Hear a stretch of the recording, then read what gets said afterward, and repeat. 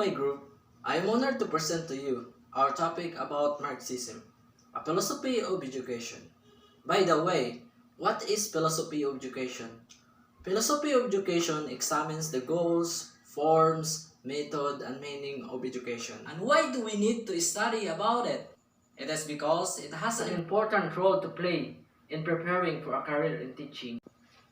It also determining the aims of education. Through this, we can ensure that our student not only retains his academic knowledge, but also develop a sense of humane values and ethics. One of this philosophy is Marxism. Marxism is a philosophy which deals with social, political, and economic issues. It is a fundamental and total philosophy of life. It was developed by Karl Marx and Friedrich Engels. This philosophy believes that economics lies at the root of every human activity. It works for the welfare of the state and people. Marxism seeks to explain social phenomena within any given aspect of analyzing the material conditions and economic activities required to fulfill human materials needs.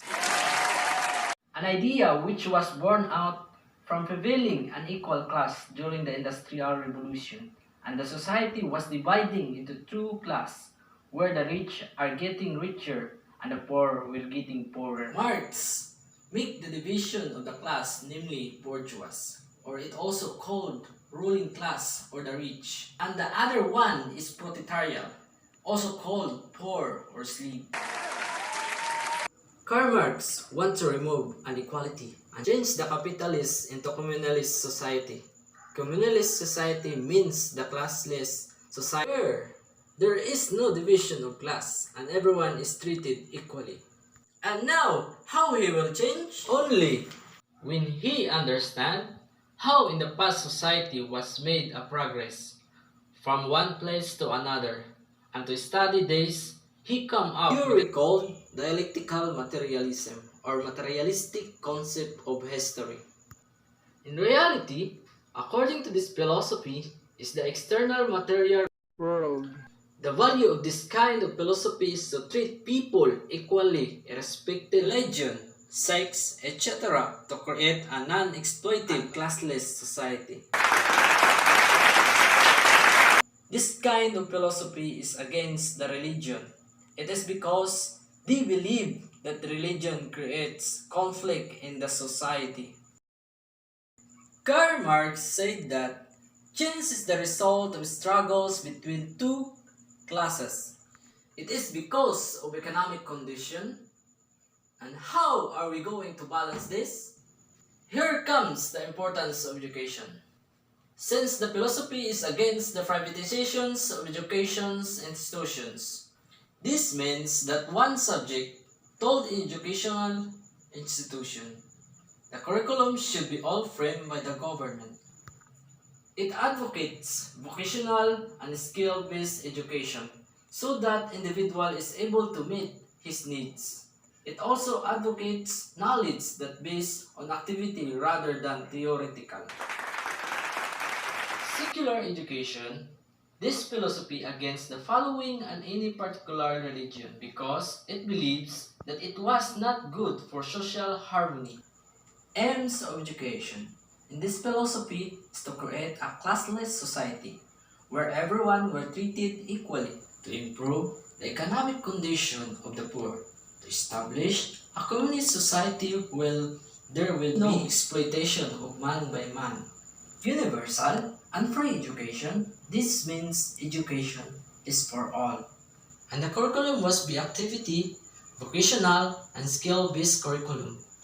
Technical, agriculture, physical education, mathematics, geography, life science, geology, mother tongue, and foreign language.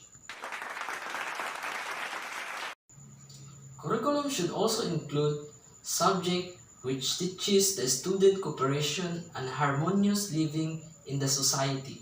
The curriculum must be decided by the government only because it against privatization. The history of communist movement and political economy should also be included in the curriculum. The methods of teaching in this philosophy, it should be used in practical method, group activity, and problem-solving method. So, this is basically method where the student need to apply their skills to solve the problem. The students are given the opportunity to explore by themselves and promote real learning rather than memorization. Aim of education in Marxism.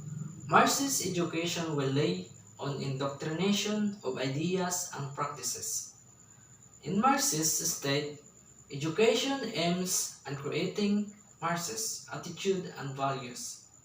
Marxism lays stress on providing education to all sections of the society, namely universal education. Equalization of education opportunity is Marxist education goal.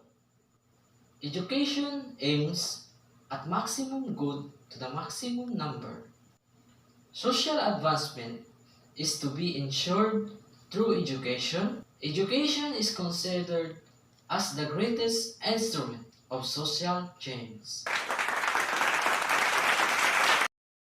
Hence, in Marxism, emphasis is laid on vocational and technological education. All educants must know clearly the true character of social development. The Marxism approach to education is broadly constructivist and emphasizes activity, collaboration, and critique, rather than passive absorption of knowledge.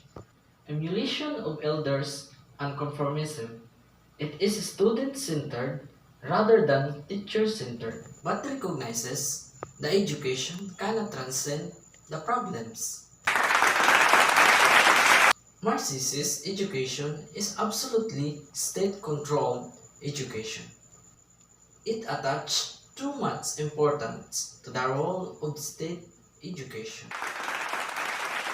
The methods of teaching in this philosophy, it should be used in practical method, group activity, and problem-solving method. The teacher must treat the students equally and encourage them to be faithful citizens. This is basically a method where the students need to apply their skills to solve the problem. Make the students aware in their potential and choose the right occupation for living and to be successful in life.